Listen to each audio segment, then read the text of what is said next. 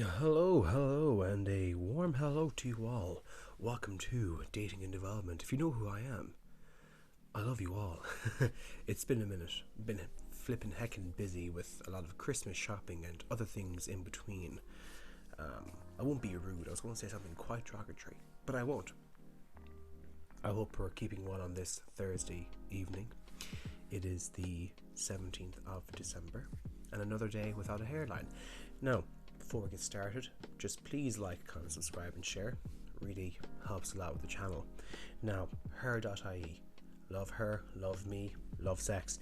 Now, we have another article on this shifty first dates, and I did this kind of thing before, talking about this article. Quite interesting, mind you. I saw it, I looked at it, something hit me. Wasn't my uncle with the belt this time. So let's mosey on into it. And the article is The Her Guide to Dating in Ireland. Revenge is best served in a casserole dish. And it got a whole 5 shares. Now, do I love shares? Yes, I do. No bars hold, this, that and the other, don't really give a crap. Carrying on, week 3. Revenge. I love revenge for lunch. Revenge is best served in a casserole dish. I hope this casserole dish is cold. And it's how I like my ladies. Bitter. And possibly fair trade. Anyways, so I did it. After a few weeks of random matches, conversations, and coming up with excuses, I finally threw caution to the wind and went on my first Tinder date. Now, let me rephrase that. Check me out. Skin tone, chicken bone, leave me alone. What she's really saying here is, I found a guy who's satisfying my hypergamous needs. This guy is what I want. I'm going to go on a date with him because, he looks pretty good and he has a lot going for him and I like him. Not I went through caution to the wind. Shut the front door. No one's going to believe you if they can read between the lines. As we discussed last week, didn't read it so I don't really care. I don't find initial dates all that enjoyable due to a colossal dose of stage fright. Now, in other words, she doesn't feel comfortable around these guys. And, I can kind of see from the girl's point of view, my simping is Dating and Development becoming Simp of the Year, CEO of Simp Nation. It's going to be hard for a woman to get comfortable on a date matching with a guy she doesn't know from Tinder. That's why when it comes to dating chicks from Tinder, dating the old chicas, it's best to do it in a public setting so other people are around her. She'll feel a lot more comfortable, and plus not really going to try anything dodgy. It's like, oh hey bartender, can you get me a porn star martini there and 2 doses of roofies, cheers man, and I'll give you a tip of €5 to slap on the ass. Luckily, on the night of my date, I had to work late, thus giving me no time to come up with the worst case scenarios, eliminating the whole what do I dare wear meltdown. This whole goddamn scenario. Had one girl cancel on me before because she was working late and she wasn't going to be on time, but she rescheduled. She even offered we can do same time tomorrow. She rescheduled, shows she has interest, and she did, until she was like, nah, I don't think we're going to be good with each other. Do I know why? She was wanting to make the moves, but I didn't go full steam ahead because the one-eyed dragon downstairs was not ready to come out of his cage. He was feeling a bit sad. I always like to be the first to arrive to a date because it gives you time to get a drink, find a seat, and you don't have to deal with the concern of not recognizing someone from for God's sakes. This has to be a lie because on every date I've gone on, I can count the number of times on 2 hands the women who have been on time. A lot of them have been late and I've made them get me a drink just to check them. I'm not letting them get away with wasting my time. And honestly, if she's going to turn up late for a date, that's really saying a lot about how she views you, and more importantly, how she views men. Because she's thinking to herself, oh great, I'm going to arrive late, I don't see much of him in his time, he doesn't mean that much, I don't see him as valuable. That's how it comes across to me, and that is a potential red flag, but you've got to check her on it. You can't let her get away with it because that is a test boy. Carrying on. However, the first pangs of panic hit me when I arrived at the bar to find it absolutely packed to the rafters. Thing is, don't go to a disco bar. Go to somewhere quiet enough, and somewhere not many people know of. Make it a bit niche. Makes you stand out a bit more. Take notes. Throwing aside my usual strategy, I took the opportunity to touch up the hair and makeup and grabbed a glass of wine before texting the man in question to see where he was. I'm just sliding my shtick into another chick. How about you, babe? Be there in 5 minutes, smooches. A minute later, he arrived behind me at the bar. By this goddamn Dragon Ball Ultra Instinct, just do do do do do do do as his pants come slowly down, and just leaves, and he's just gone like that. Ultra Instinct. That's so bad. Carrying on. And pleasantly surprised to discover that he was just as cute as I'd hoped and seemingly friendly and did not appear to be concealing an axe or any other instrument that could lead to my fatal Why do you have to, I don't get this with the ladies. You have to exaggerate everything. It's like, I may as well buy some girls a trampoline for Christmas because you love jumping to conclusions so much. Obviously he's not going to bring an axe to the bar. That's afterwards. How could you not possibly get that? Duh. At least not to mention as cute as he hoped. Yeah, because he was looking good from his profile. You weren't, as I said, throwing caution to the wind. You knew he was good looking, so you went on a date with him. Easy as. For a second, it looked as if we are going to have an awkwardly huddle in a corner, and I thanked heavens that I had worn flats. So that kind of tells me if she wore flats, possibly he was a small bit smaller in height than her. But luckily, we managed to find a cozy seat in the corner before beginning the interrogation. Sorry, Jay, she's not sorry, the interrogation. So obviously he didn't know how to game. He didn't know how to talk, didn't know how to seduce. Because when you're going into dates, you can't interrogate a girl.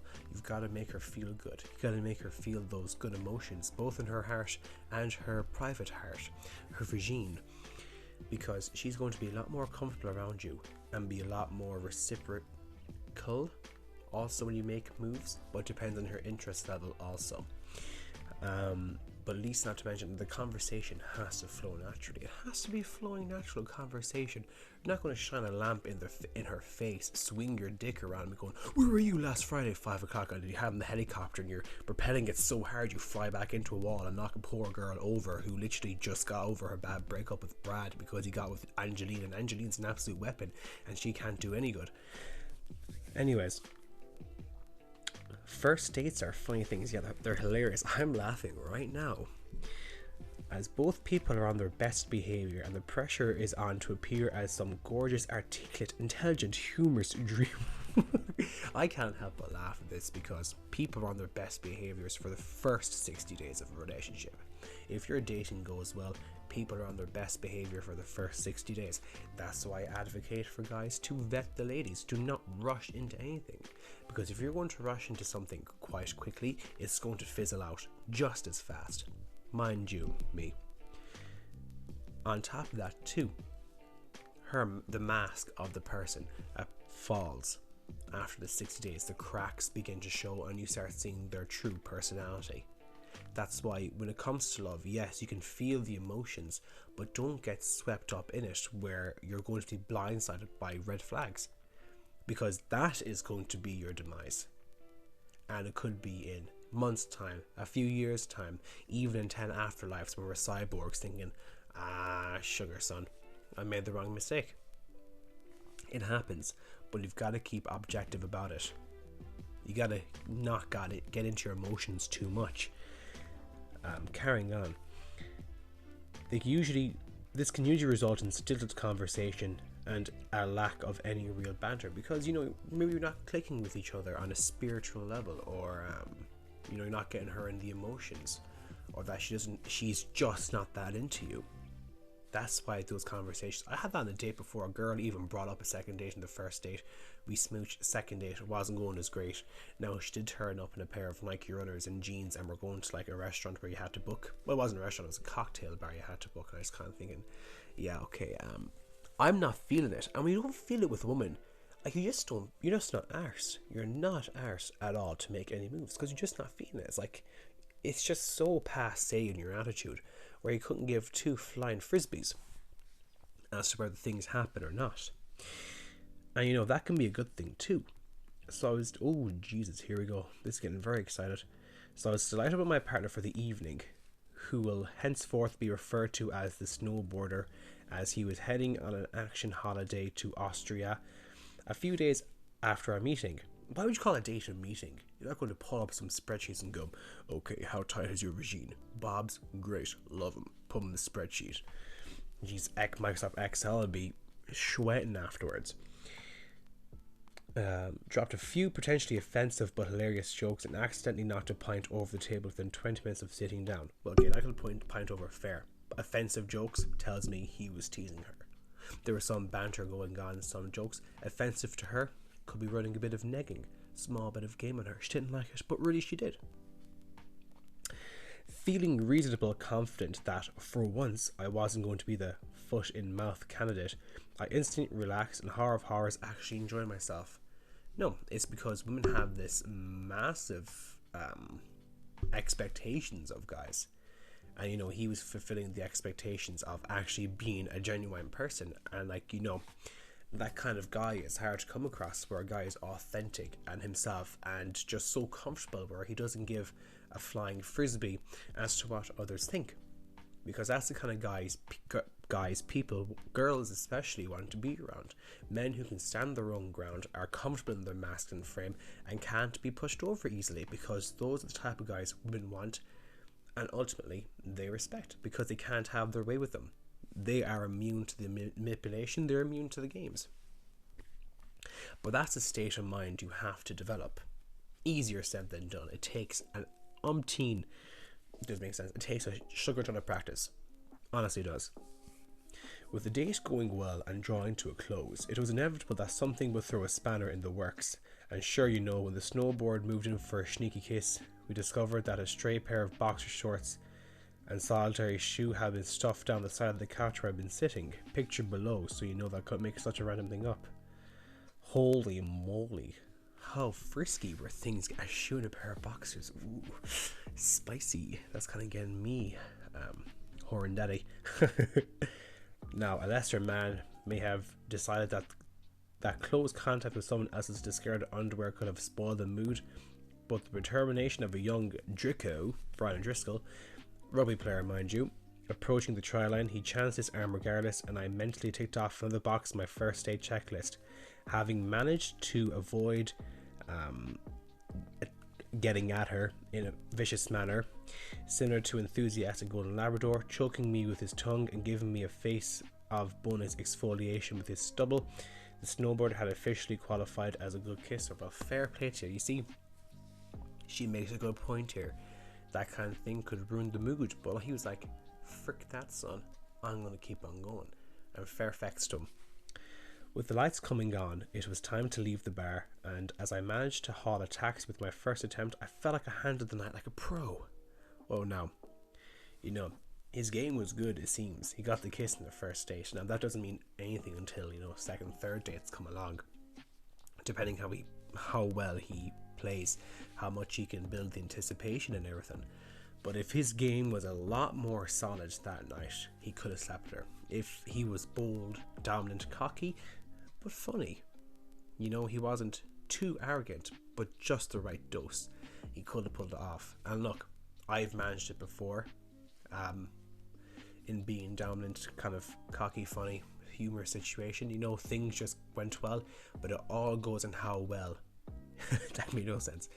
It depends on how well things go and how tight your game is. You can pull it off. It happens. And it's also depending on her time of the month. Funny thing, women are attracted to more dominant men, depending if they're ovulating or not, and attracted to more less dominating men, depending on the time of month. I think I did this video on this before, but if the stars were aligned and Venus wasn't in retrograde and my mother didn't hit me with the wooden spoon, then perhaps it could have worked out between the both of them. But hey, sugar, honey, iced tea happens. Unfortunately, I was quickly reminded that I'm definitely more Bridget Jones than Carrie Bradshaw, When I got distracted, saying goodbye, I managed to walk into the side of the aforementioned taxi, leaving me with a painful bruise on my leg and a severely dented ego. Yeah, because you made a fool out of yourself. She probably think, oh my god, this guy's great, but his mind's changed with me now. Unfortunately, he wasn't put off though and been in regular contact since, so it looks like the date number 2 may be on the cards. Success. Well, what he should have done is leave it be for a few days. Build the anticipation. Get her wondering about the date because she has to miss you. She has to wonder about you and discuss with her girlfriends. And then message her saying like, look, good seeing you. What's the schedule like? Never. Date number 2. Set the definite date. Bish bash bosh. Bob's your uncle. Flesh rocker to Pleasure Planet. Super stuff. Unfortunately, just as I was reveling in the afterglow of my dating adventure, a friend of mine was having an altogether different experience. She'd been seeing this guy for a few weeks. We had dubbed the Feather due to his fondness for turning up at her apartment with lovingly prepared dinners. He is the co-president of SIMP Nation. What a dingus. And it's funny, she even makes fun of the Feather, you know, making up nicknames in that. And fondness turning up to her apartment with lovingly prepared dinners. He's an absolute simp. Doesn't know how the game goes. Because women want guys who just get it. They do. You can argue about it all day, but you just may as well talk to my ass. His eagerness after a few dates had become a bit overwhelming. Yes, of course, he's acting like a simp. He's preparing dinners. He's coming on too strong to her. Women don't want that because it gives them a sense of this guy's desperate. He wants the punani. He wants me to bounce on his dick and stick. Furthermore, that tells her subconsciously, oh, he has no options. No other women want him. And therefore he must not be successful with the ladies because he is doing so much shit wrong. That's how they think, guys. You know, you gotta understand how females think in order to actually understand how to work with females. However, okay, read that already. He tried to make a loose plan to meet up. My friend was confronted with another yet guilt trip and a shepherd's pie after she was delayed in work until midnight. What an absolute simp. Having decided that enough was enough, she cut him out loose and thought that she could happily move on with her life and return to eating takeaway Thai food at her desk at whatever time she chose. Little did she know, in his pettiest move yet, the Feather was about to instigate a custody battle. And 2 weeks later, she received a direct message on Twitter saying, "Hey, can you send me back my pie dish thingy? Lads need the shepherd's pie like." Yes, you read it right. The Feather. Revenge is best served a casserole dish. He just wanted his casserole dish back. How is that fucking revenge? Oh crap, I keep swearing too much. How is that his revenge? He just wanted a casserole dish back. But it's funny how she talks about the snowboarder and how the Feather is talked about. You know, he's praised, he does one thing wrong or whatever, and then she goes a mile on him. Now imagine this written about a girl. Oh, she was amazing, this and the other. Oh, she was like that. You be ostracized. You would be. And that's the harsh double standard of this reality. Needless to say, the prospect of carting crockery around Temple Bar did not appeal, and the much-loved Pyrex met an ultimately demise on her kitchen floor. Serves him right. Just because he was acting a simp, she didn't have respect for him, so she smashed his Pyrex dish all over the floor. You see, guys, women act differently depending on how they see you, depending on their level of respect towards you. They see you in a much different light. If they find you attractive and display the characteristics that they find attractive in a man, dominance, assertiveness, everything else, they're going to be a lot more feminine around you, as opposed to a woman who sees you as a beta simp, who's the exact opposite of being dominant in that and showing up and trying to push for something that they don't want. They're not going to respect you. And that's just a brief but definite highlight of that. True story. So if you like this video, make sure you comment, like, subscribe, share, whatever the case may be. I hope you're having a fantastic day. Take care, God bless, and stay safe. All the best.